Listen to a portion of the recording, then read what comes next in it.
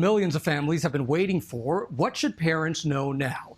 Dr. Alok Patel, a physician at Stanford Children's Hospital, joins us now. Dr. Patel, thank you so much for being here. An important night to really get all of this information out to parents here. Gio, thank you for having me. It absolutely is. I cannot tell you how many parents, even teenagers, caretakers, babysitters, pediatricians who have been asking, where is this vaccine? We know that even though kids are less likely to get severely ill or hospitalized, they absolutely still can get severely ill, pass on COVID to others, get long COVID, and more. So it's important we protect them. That's right. And Doc, recent data shows that the vaccine is safe, but also that 2 doses among young children, they don't provide a strong enough immune response. So what do you tell parents who wonder if the vaccine is necessary for their children? Well, the first thing I tell parents is it's good to wonder. That scientific curiosity, I think Dr. Paul Offit earlier in the program said it perfectly. We all are naturally skeptics. We want to see that data. We want to make sure that the vaccine is not only safe, but that it truly works. Now, what parents need to understand is that the early data show that it was incredibly safe, even though it didn't mount that right antibody response we saw in older adolescents and adults. But hey, if we find out that the 3rd shot is what we need for optimal immunity, and there's an emergency use authorization for the first 2, that saves parents a lot of time. So we're going to be paying really close attention to what these independent review committees really say, just to make sure that everything is buttoned up and parents have all their questions answered. Yeah, let's talk about that 3rd shot because trials expanded to 3 doses. Could we see the recommendation change from 2 to 3 doses for children under 5? And how do you think parents might respond to that?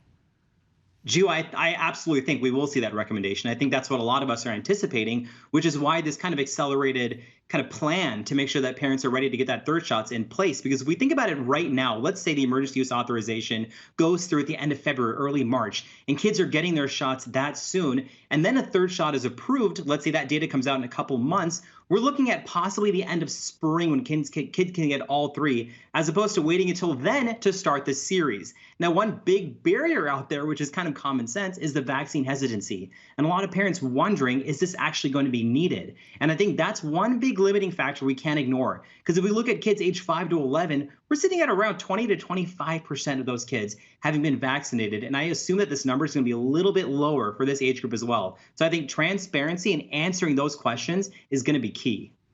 And as Midea reported that breaking news here tonight, Pfizer has requested emergency use authorization. What does that timeline now look like? Just how soon could children under 5 get their first shot?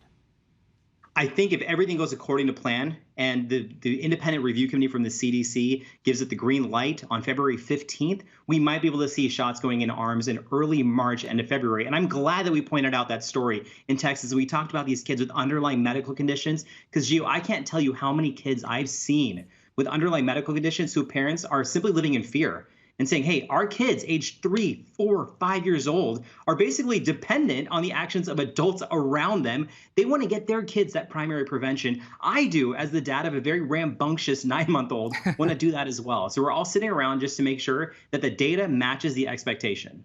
Absolutely. And listen, there's this feeling from those raising and caring for young children like yourself that their world hasn't changed since March of 2020 when the pandemic began. They still have to be just as cautious as we were nearly 2 years ago. What are parents saying to you about that experience? And how do you encourage them to stay positive here? Oh, it's hard. Encouraging them to stay positive. It just requires a lot of active listening and saying that we get it. If you think about it, Gio, we have the protection. We're eligible for the vaccine. Hopefully, most people around us have gotten all 3 of their shots. But parents out there are living in limbo with their kids going to daycare, going to school. They may not all be vaccinated. And if somebody comes in there, you don't know the vaccination status of every adult or child around them. And we know that it's not a reasonable recommendation to say that 2- and 3-year-olds are going to wear masks and not touch each other and lick things. That's what they do. They are prone to getting respiratory viruses. So parents have been actively waiting for this moment, which is why a lot of parents out there are saying, finally, it's happening because they feel like these kids under the age of 5 haven't been prioritized. Yeah, and how could getting young children vaccinated get us any closer to what people are calling an endemic? That is a big question.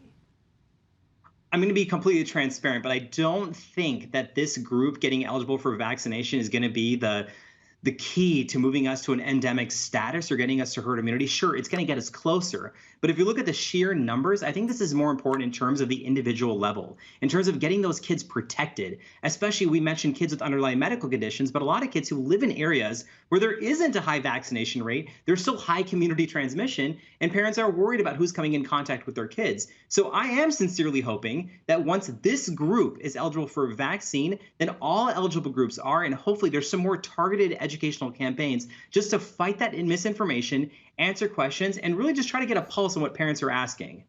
Well, Dr. Alok Patel, you always bring the good information. Thank you, sir. We really appreciate you being here on Prime. Gio, thank you. Happy Year of the Tiger, sir. Yes, absolutely. Happy Year of the Tiger. Thank you. Hi, everyone. George Stephanopoulos here. Thanks for checking out the ABC News YouTube channel. If you'd like to get more videos, show highlights, and watch live event coverage, click on the right over here to subscribe to our channel. And don't forget to download the ABC News app for breaking news alerts. Thanks for watching.